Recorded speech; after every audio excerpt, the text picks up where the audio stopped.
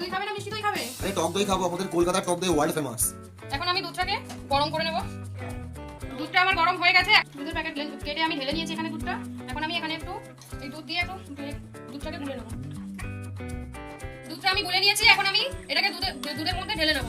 করে একটু নেড়ে মিশিয়ে নেব।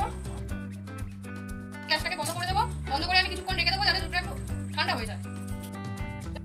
এটাকে চামচ দিয়ে ভালো করে ফেটিয়ে নেবো যাতে কোনো রকম অসুবিধা না হয় দইটা বসাতে। আর দুধটাও আমার ঠান্ডা হয়ে গেছে। এখন আমি দইটা বসানোর জন্য একটা পাত্র নিয়েছি, এর মধ্যে কিছুটা দই দিয়ে ওই পাত্রটার গায়ে লাগিয়ে নেবো দইটা ভালো করে। আর বাকি যে দইটা রেখেছি এটা আমি দুধের মধ্যে দিয়ে দেবো। আমি দইটা দিয়ে একটু ভালো করে ফেটিয়ে নিয়েছি।